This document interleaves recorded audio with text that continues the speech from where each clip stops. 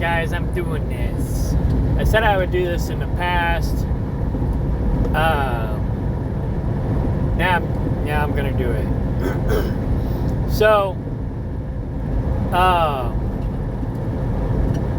I don't have a proper app where it will allow me to record my phone conversations like before.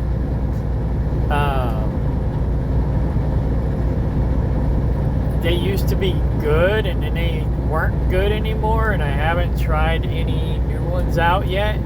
I probably should. I probably should go ahead and try and download some more phone call recording apps so I can record the conversations while I'm asking them these questions. Because as we all know, most recruiters will lie to you. They lied here. They lied at 90, 95, 99% of the companies I've ever worked for. You know, Premier is okay. I decided I'm not going to buy a truck because when they sent me the stuff on email, I was going to do a video on that, but I decided not to. And I still might. Well, I just didn't. I didn't really decide not to. I decided not to buy a truck. But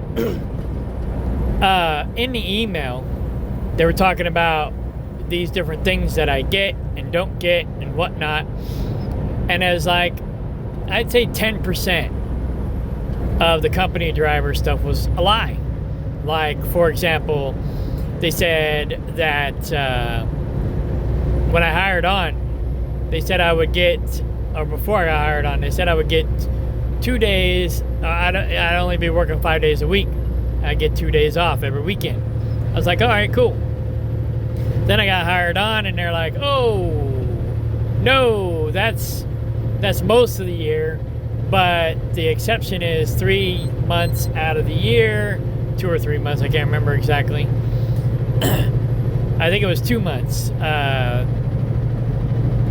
November and December, because it was their peak holidays for TJ Maxx and Marshalls, we got to work 6 days a month, 6 days a week.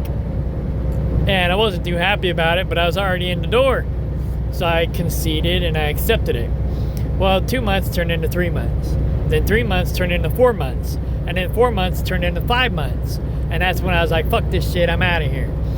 So I didn't quit because I needed to stay with the company, because I needed to get a loan with the bank for this real estate deal that we were working on.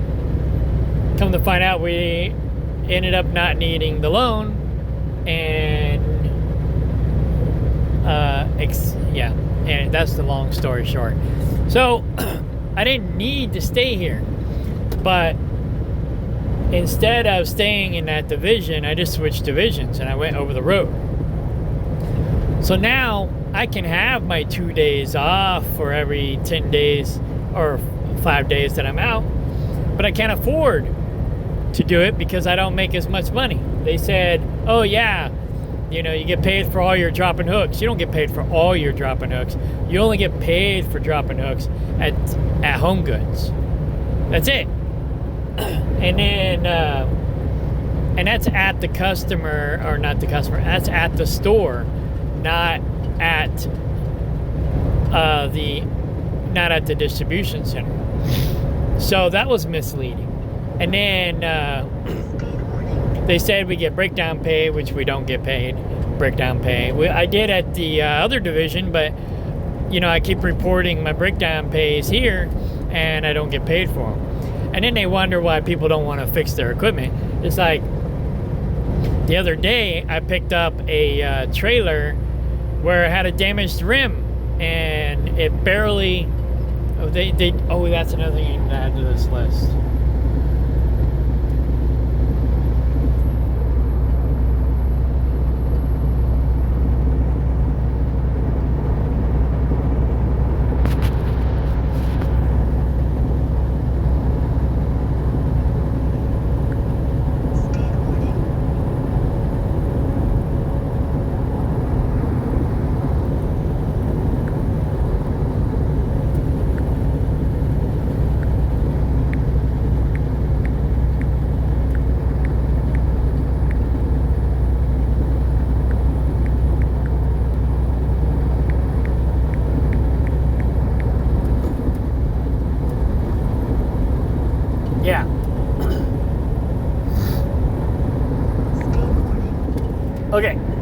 So when I picked up the trailer, the auto air was airing it up, but it leaked.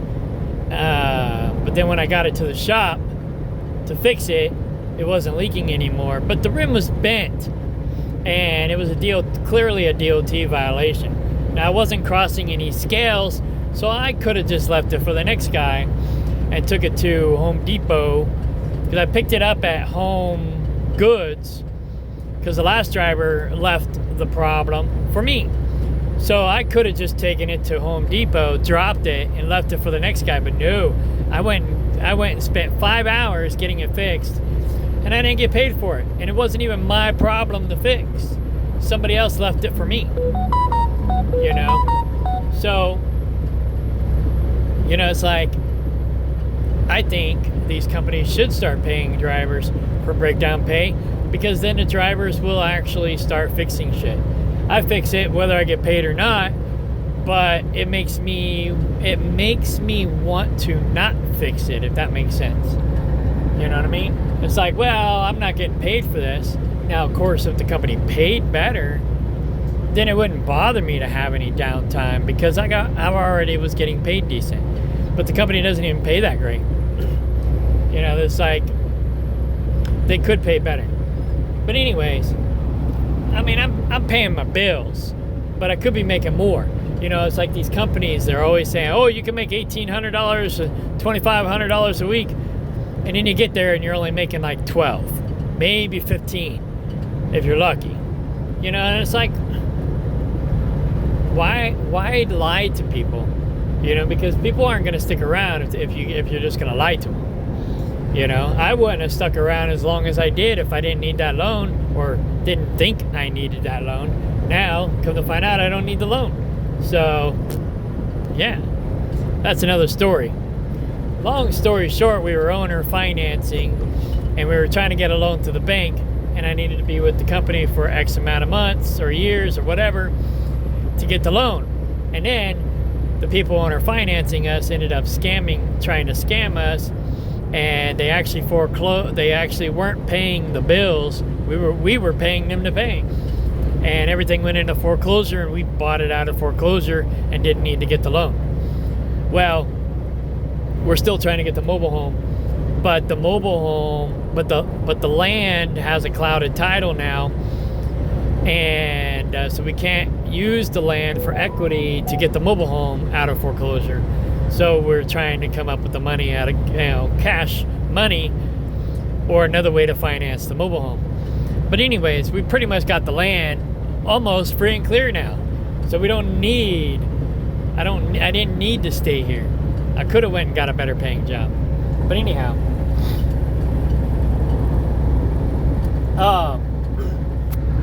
but yeah, so I'll be here 2 years in July. And in the past, I didn't do my due diligence to make sure that the recruiters weren't lying to me and blah, blah, blah. And I ended up getting in the door,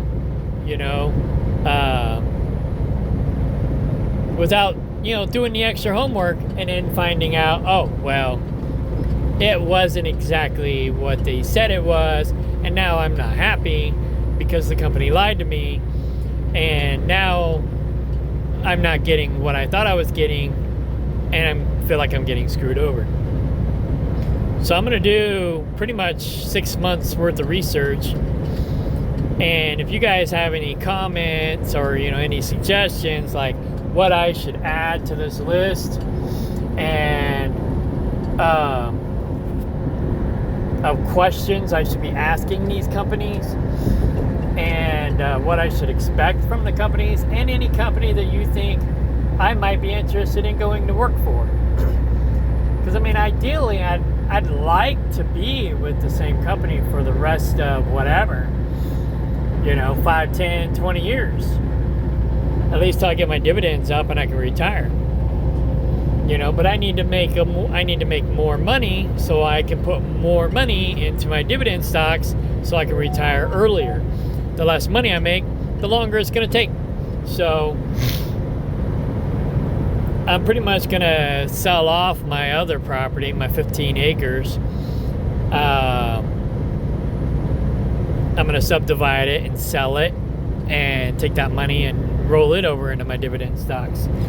But I got to have time at home to go home and clean up the property and get it ready and do the subdividing so I can sell it. I don't have enough time to go home and do anything, and because it's like I'm not making enough money here to afford to be able to go home, so I need more home time and more money, if that makes sense. So anyways, I'm going to start calling these companies and I'm going to start asking them these questions. One of these is an unusual question, like the 34-hour reset pay. I've never worked for a company that actually paid me for a 34-hour reset. However, this company does. So even though they lied to me about breakdown pay and home time, they are paying me for my 34-hour reset, which is good. You know, I'm out here on the road, you know, for 2 weeks at a time. I got to do a reset. They pay me for it. I think actually I was with one other company that paid me for that. But they called it a layover. So, I don't know. But anyways, so I added that to the questions. I'm going to guess that 99% of the people are not going to pay for a 34-hour reset pay. But hey, you know, it doesn't hurt to ask. Because like I said, this company pays it. Or at least my last dispatcher didn't pay me for my 34-hour resets. But this dispatcher does. So I don't know if it's a dispatcher allowance that the dispatcher can do it or what. But anyway, so I'll probably do one on Premiere also.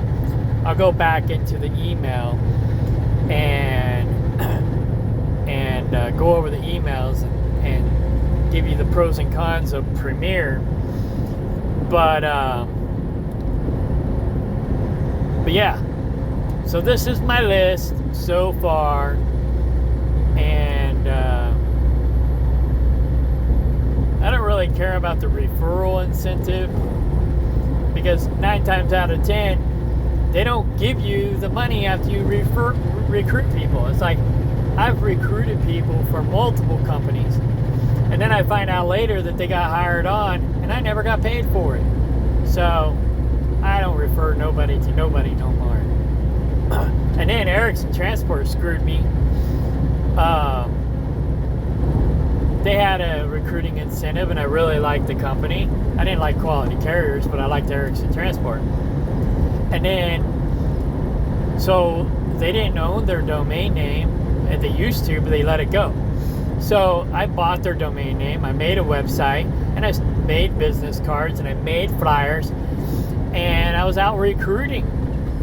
And once they found out I was doing that, they dropped the recruiting incentive.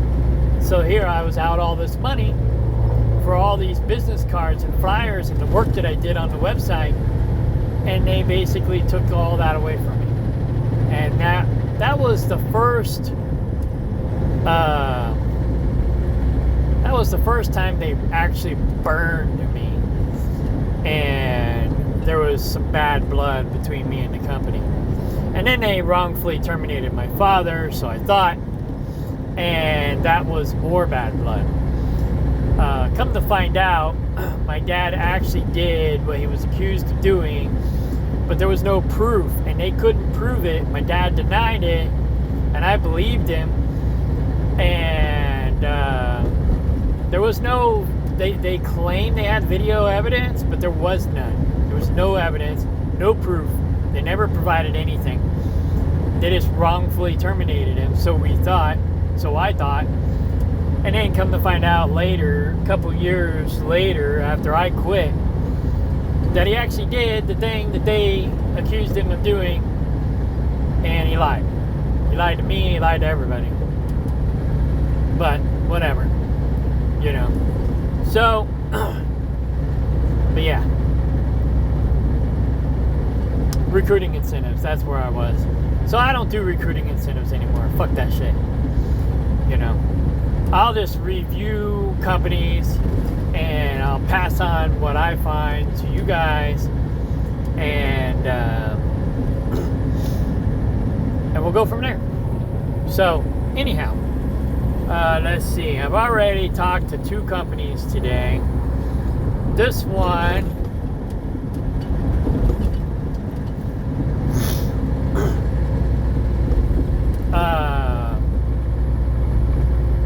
was misleading. Okay, so they got 65-mile-an-hour trucks, which is okay. I prefer 70. 70 is actually my preferred speed limit. 65 would be like the least acceptable, and anything over 70 is good, because basically for every 5 miles an hour that you're losing or gaining, you're gaining or losing $25 a week. So you got to take that into consideration. Anyhow, they do have 100% paid insurance, which is cool. I don't care about insurance.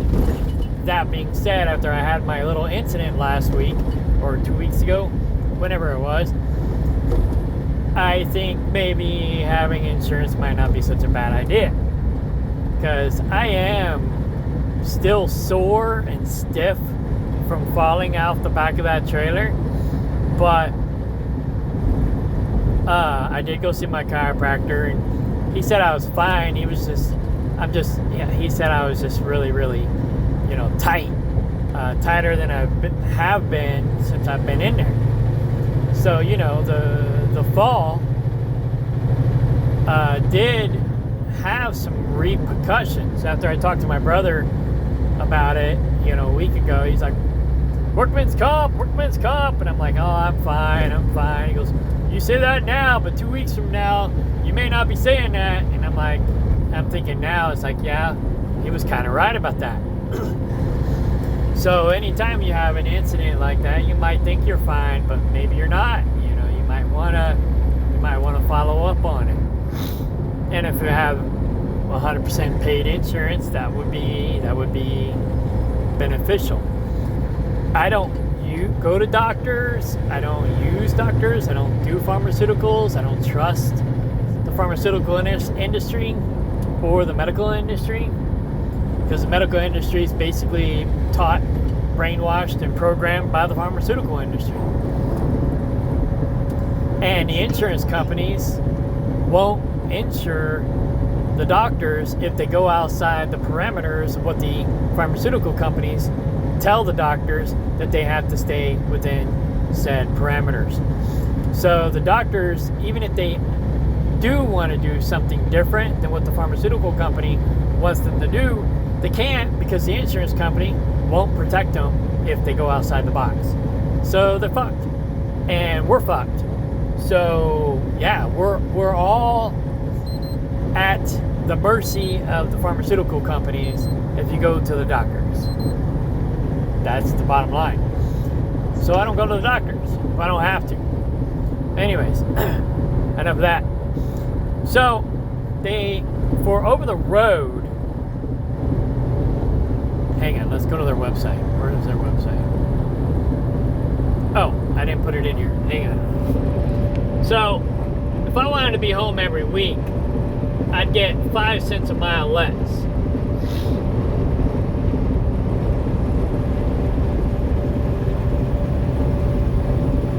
And if I remember right, I had to do the calculations, but if I remember right, for every penny per mile you gain or lose $25 a week. Let's do that math real quick.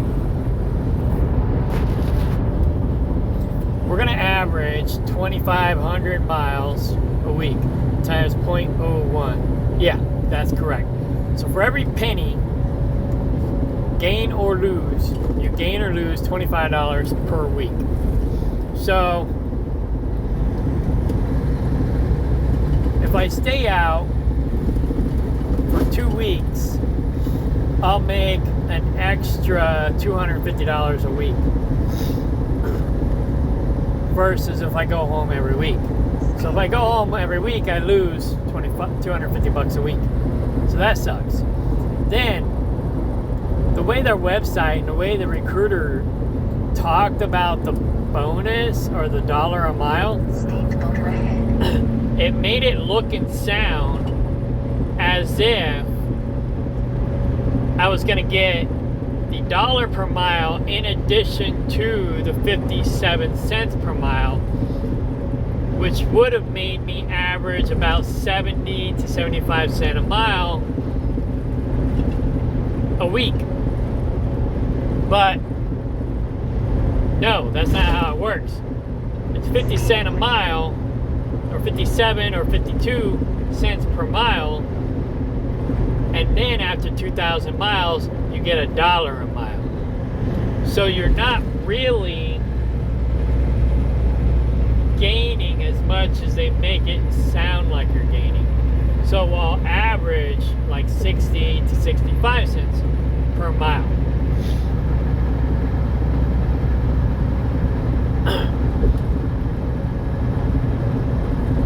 So it's not as good as I originally thought it was.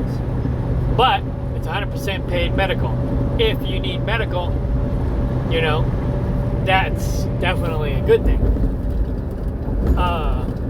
If you don't need it, well, it's kind of a non sequitur.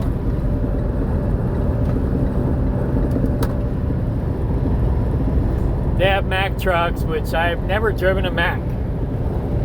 I've driven almost everything else, but I've never driven a Mack. He said it's basically like a Volvo, but the body style's different. The bunk's different. But the only Volvo I ever drove was a 1996 Volvo with a kitty cat. So I really have nothing to compare it to. That being said, I understand the new Macks have a lot more room than the old Macks.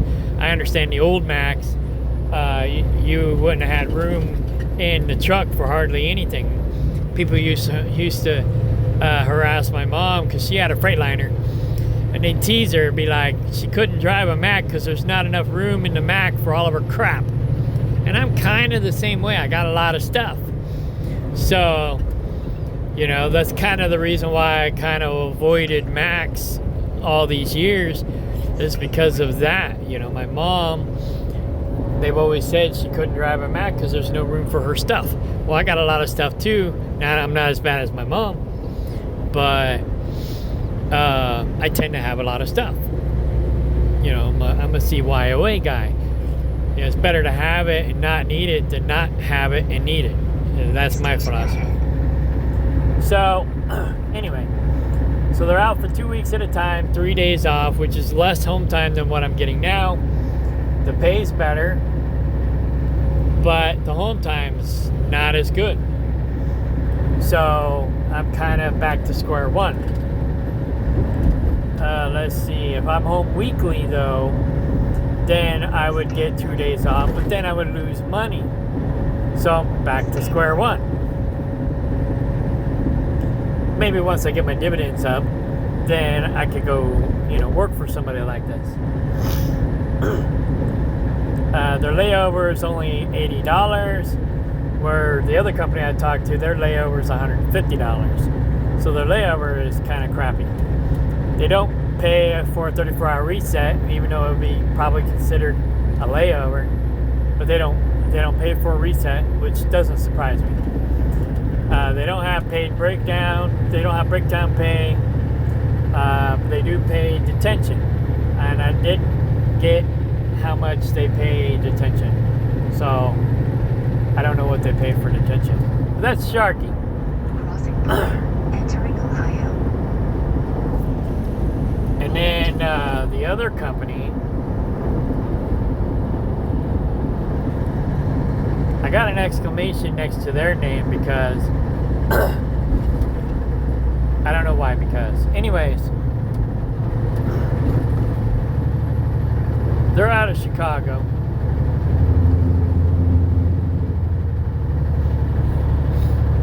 Oh, I think Sharky does dry van and reefer also. Okay.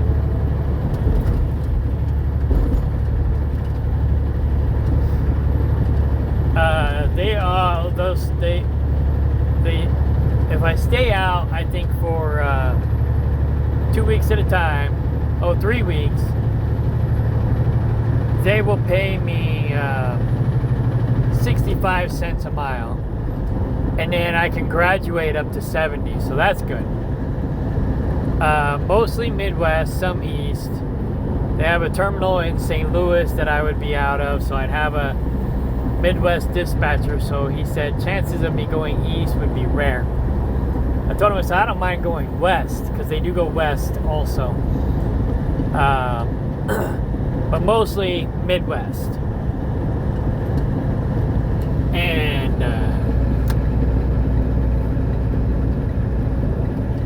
sorry, I'm coming up on a way station. I have to pay attention.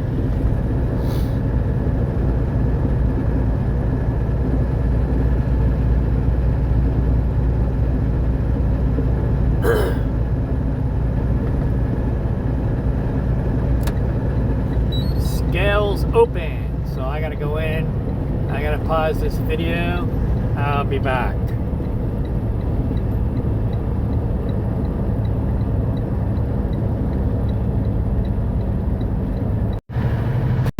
Okay, that's another thing I gotta add.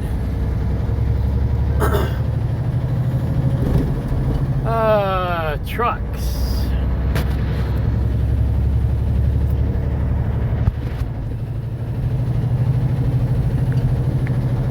Pre-pass.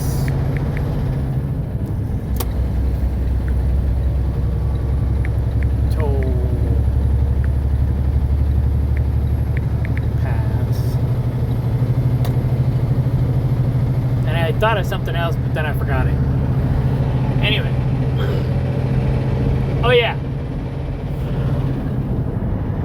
This one's probably a non sequitur because they don't make standard trucks anymore, but I'm gonna put it in here anyways.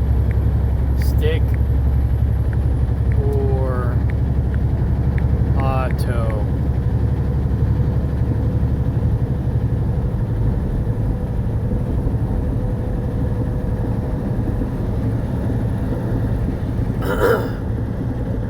Yeah, I don't think they make standard trucks anymore.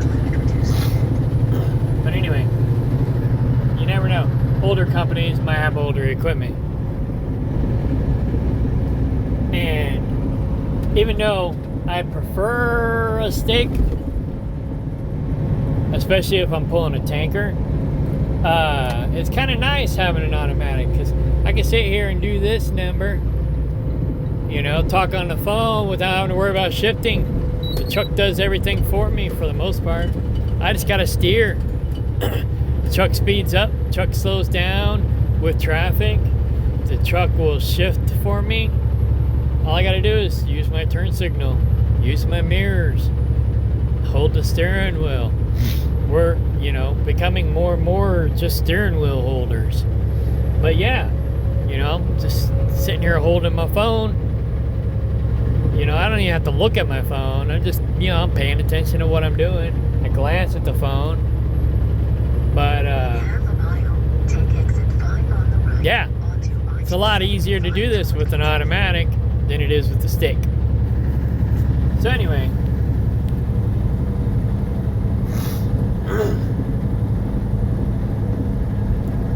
So this is GTS.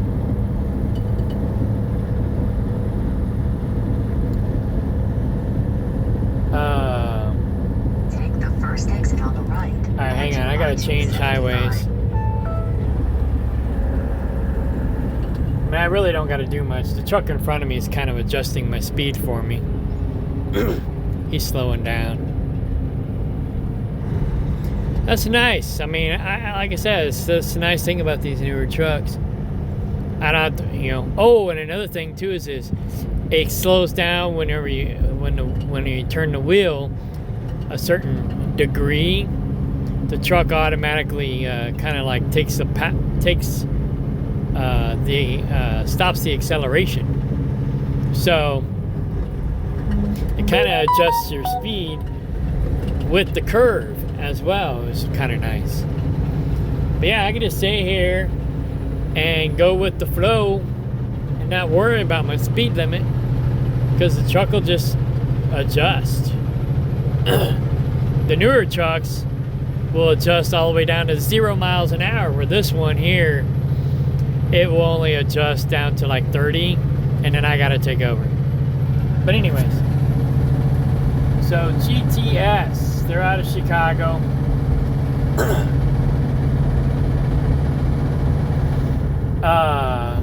Detention pay is $18 an hour up to $150 an hour.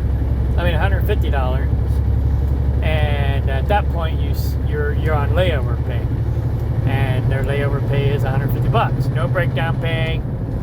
3 weeks out, 5 days off. Now he said that he could work with me to where I'm home for my goat rotation, because that's basically how I have to do my home time. Is either every week I have to be home every week, or every weekend, or I have to be home every 3 weeks. So that being said, if I do my goat rotation every 3 weeks and I take my home time, I can't be out for 3 weeks. I'd only be able to be out for 2.5. So the recruiter said I can do 2.5 weeks and then take my 3 days off. Wait, is it 3? 5 or 4. If I stayed out for 2.5 weeks, I'd just take 4 days off instead of 5. But yeah, he said I could do it, but he didn't. But it's not in writing, so I have to make sure I get that in writing. So that was a problem I had with HMD. They told me I would get 2 full days, and I had it in writing.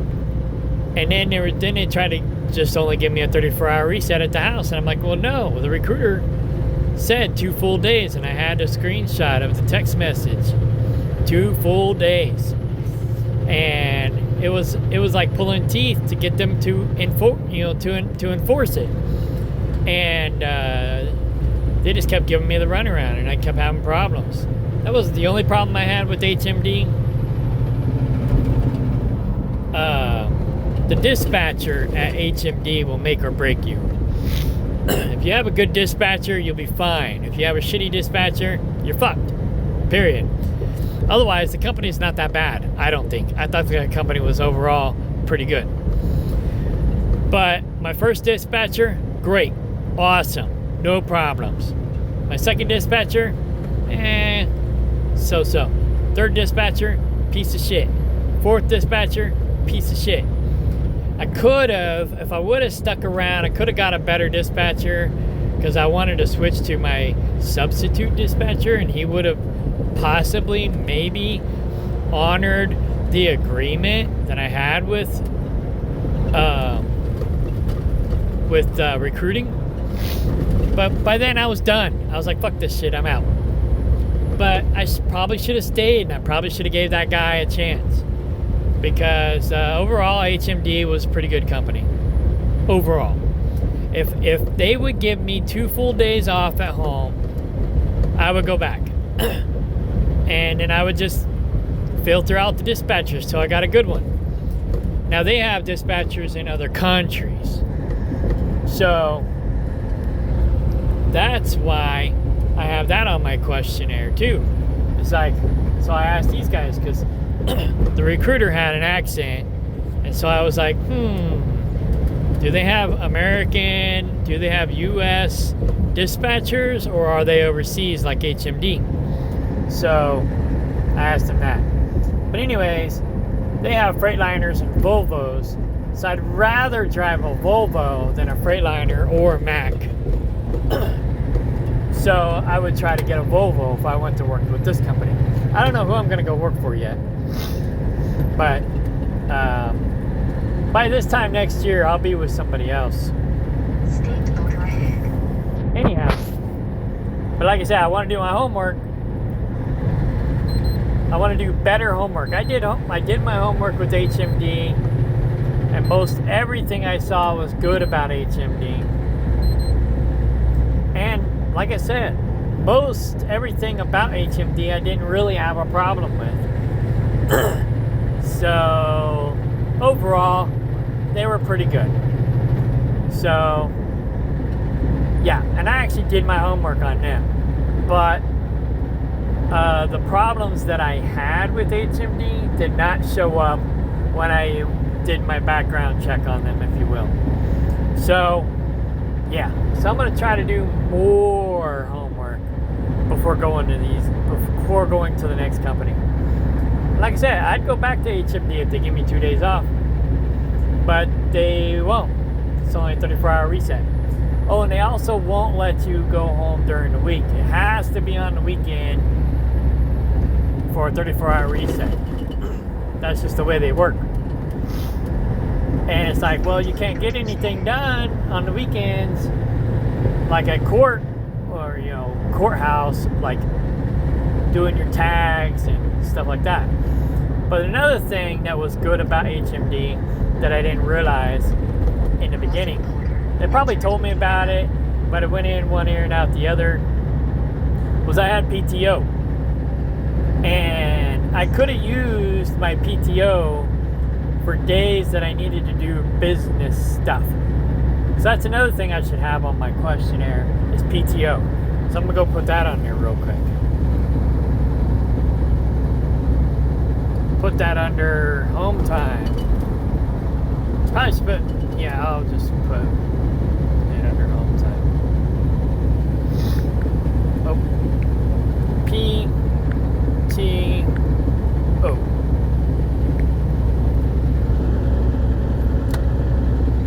So yeah, if you have any other questions that I should be asking, let me know. Alright, hang on, going back. So they have 65 to 68 mile an hour trucks. They do have some kind of weird system where you can bypass the cruise control. Oh, right. So the cruise control is 68. It's 65 on the foot pedal, which is crap. It should be the other way around. But anyway. And then they have some weird way to bypass the whole thing. It goes 70. But you can only do it so many times a day. And you can use that for passing gear. And it's like, well, you might want it for more than twice a day. But personally, and I guess the reason why companies set this up this way is because if they had the cruise set at 65 and the foot pedal set at 68, then people would have their foot on the pedal all day long. And so I get that. I guess I'm unusual because I'm the opposite. I not at this company because I feel like I'm broke all the time, and I feel like I gotta go balls to the walls all the time to make a paycheck. But before, when I was working for other companies that paid better, I would typically set my cruise control at like 2 to 3 miles under the governor, and in that way I have passing gear, so if I come up on a slower truck I just put my foot in it and I can go. But now they're getting into where you can't do that. You're screwed. So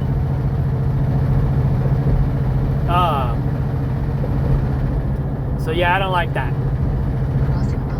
I normally just run on my cruise until I come up on a truck that's going slow, because this truck will do 70.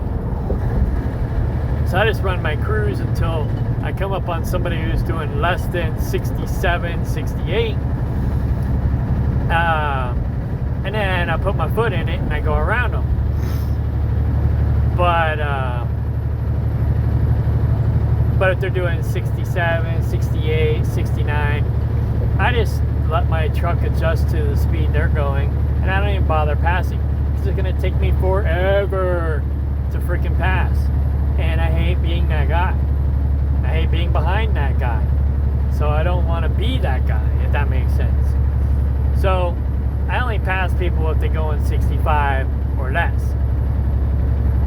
Typically speaking, not 100%. Sometimes, you know, I'm not thinking and I get in a hurry and I try to pass somebody who's governed at 2 miles an hour slower than me. But I try not to do it when I got people behind me. Anyway, but I'm not perfect. I'm not perfect. Anyways, cameras. Oh yeah, that other company, Sharky, they have dash cams, but they're only outward facing cameras, which is good. I like that. This one, not so much. They got inward facing cameras. Now, with HMD, they had a 4-way camera, which was cool and not cool. So the what was it? I was Midwest Regional, so I was allowed to cover up my inward facing camera, and they didn't dock my pay. But the over the road drivers, they weren't allowed to cover up their inward facing camera, or else they lost, like, I don't remember what it was, 2 to 5 cents per mile. It's like, fuck that. You know, why should you lose money because you're concerned about your own privacy? You know, that's an invasion of privacy. Now, these guys claim that it's only it'll only record if there's an incident, and which, you know, would be fine. But, you know, it's like, how do you know? How do you know they're not watching you, or someone or something isn't either watching you or able to watch you while you're in a sleeper, you know? So that's always a concern for me. Now, of course, I wouldn't be able to do what I'm doing right now if I had a truck with an inward facing camera. And that's basically that's one of the reasons why they want inward facing cameras, for safety reasons. Because some people can't do what I'm doing right now and be safe, you know? Now, I don't do this while I have like a lot of traffic, or I'm doing some weird interchange, or during bad weather, you know. I only do this when I feel safe and comfortable doing it. But I've been out here for 30 years. I got plenty of experience, and I know when and when not to do certain things, and I also know my limitations. You know, some people can't even walk and chew gum at the same time, you know? So, yeah. Anyways, APU, they have an APU, a fridge, and a power inverter. I don't really care about the fridge. I got my own fridges, but, you know, that's a bonus. So, but the APU is nice, and but that's why I added the question over here.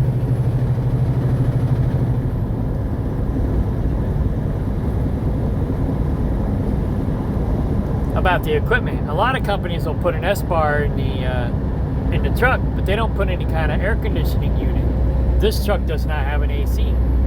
So in the summer, you gotta suffer.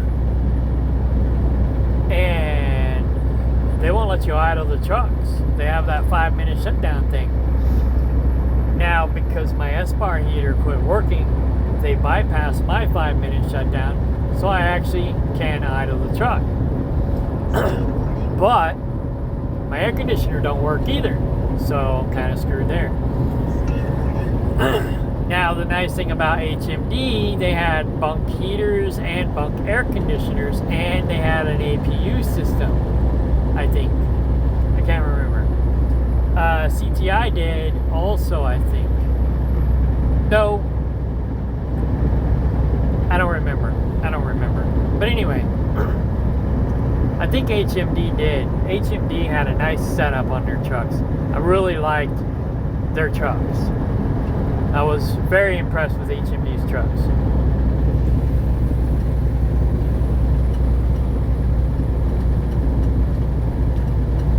No sign-on bonus.